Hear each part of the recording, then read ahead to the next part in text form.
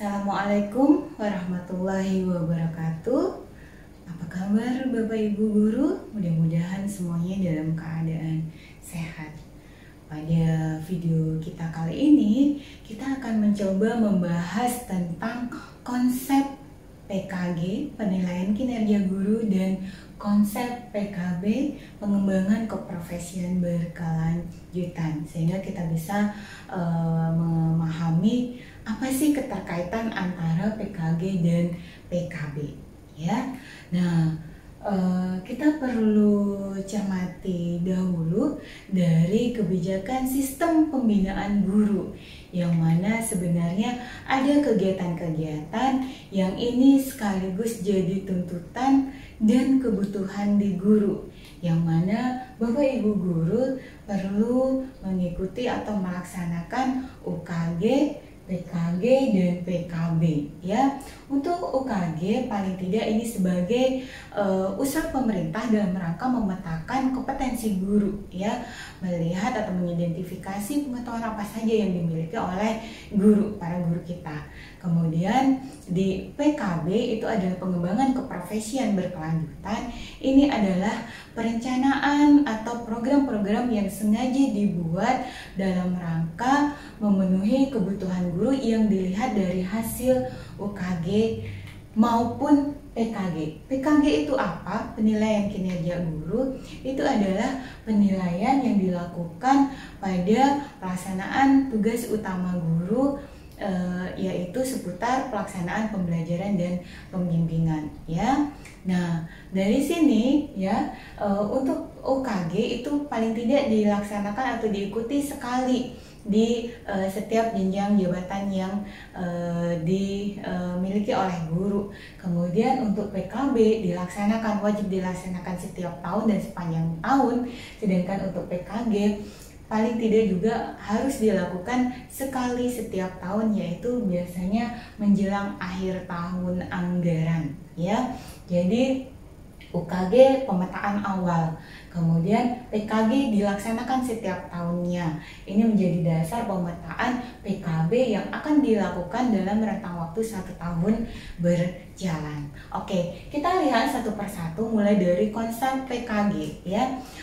Ada hal-hal pokok atau prinsip yang mesti kita pahami di sini. Pertama, PKG. Apa itu PKG? Karena ini muncul, istilah PKG ini muncul di Permenpan RB 16 2009, ya. Jadi PKG adalah penilaian dari tiap butir kegiatan tugas utama guru dalam rangka pembinaan karir, kepangkatan, dan jabatannya.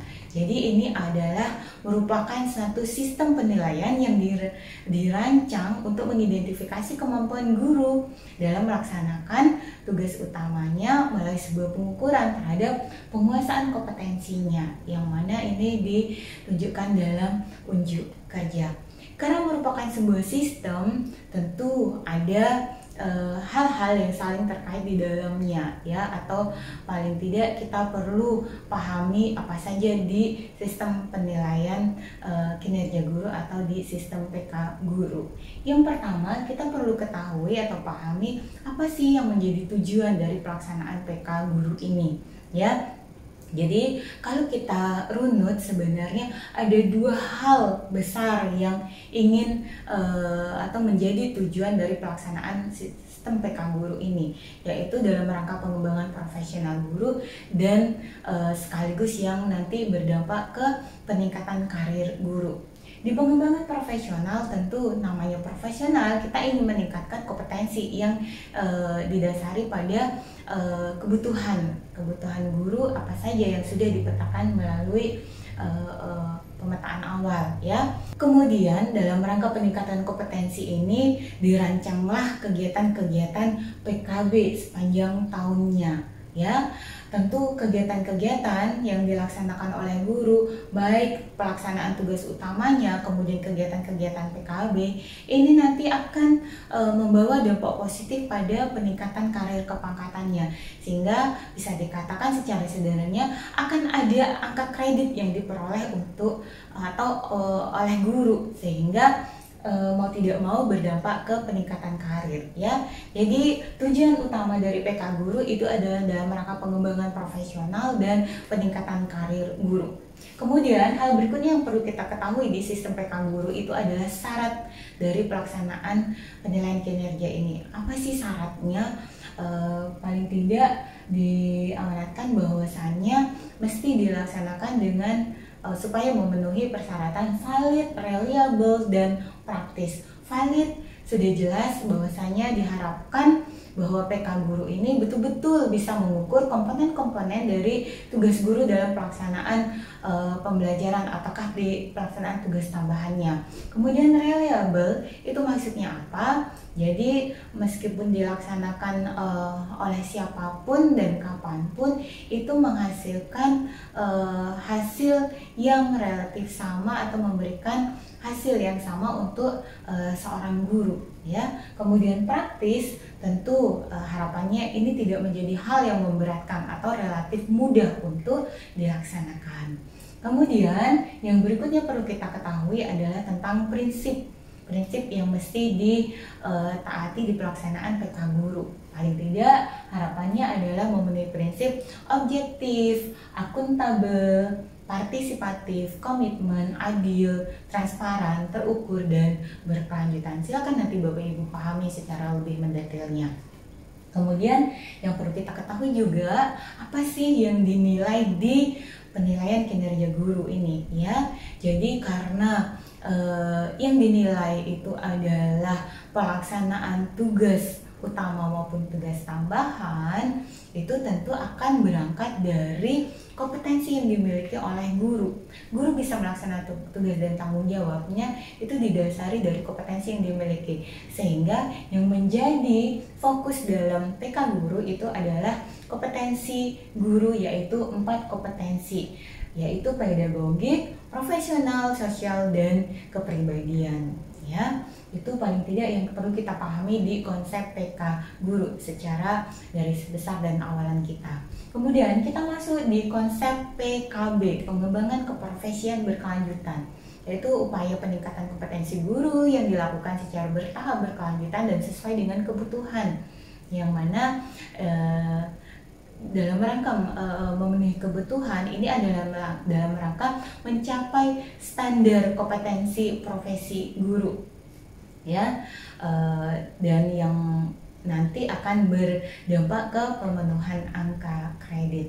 Pelaksanaan PKB di guru itu sebenarnya bisa memanfaatkan lingkup atau sumber mulai dari sekolah ya, kemudian jaringan dari pribadi dulu ya, kemudian di jaringan sekolah, kemudian di luar sekolah atau kepakaran yang berasal dari luar sekolah ya. Jadi kalau belajar dari sendiri itu bisa baik guru secara pribadi, secara mandiri maupun dengan teman sejawat. Kemudian kalau memanfaatkan jaringan sekolah itu bisa di kelompok-kelompok kerja seperti KKG atau MGMP. Sedangkan kalau dari luar itu bisa, contohnya itu mudahnya adalah dari balai diklat keagamaan ataukah di LPMP jika di dinas dan lain sebagainya. Itu bisa memanfaatkan sumber-sumber atau lingkup di 3 ranah tersebut ya.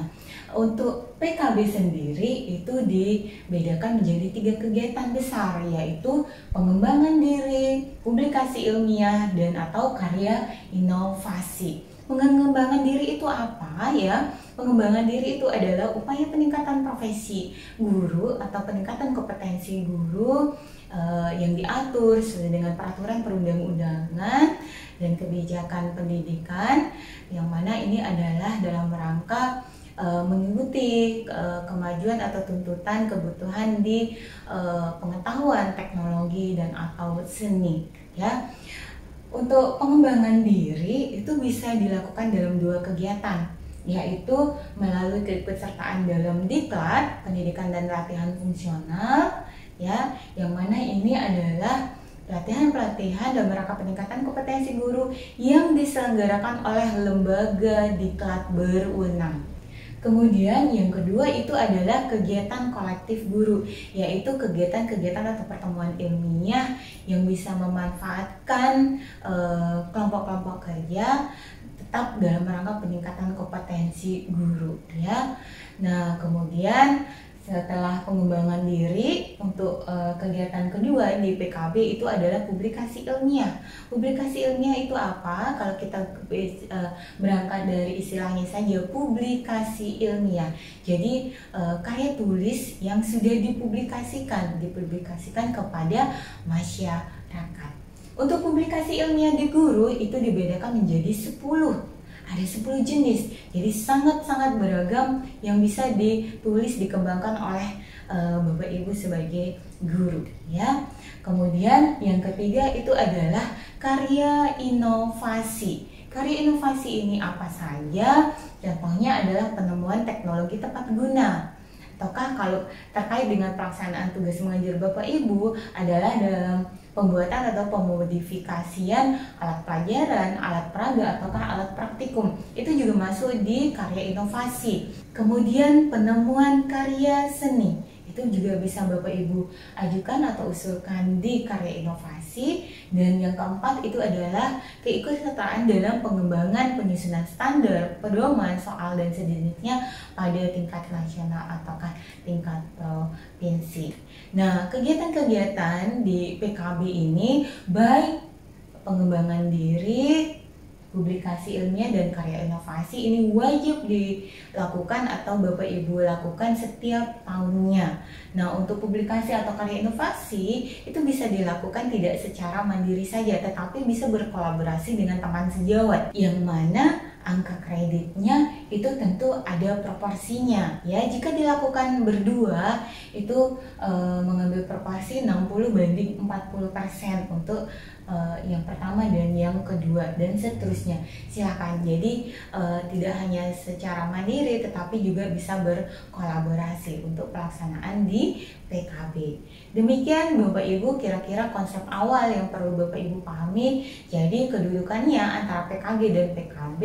PKG adalah menjadi dasar ya, dasar bahan pertimbangan untuk perancangan program PKB apa saja sih yang dibutuhkan oleh guru dan akan dilakukan dalam 1 tahun berjalan.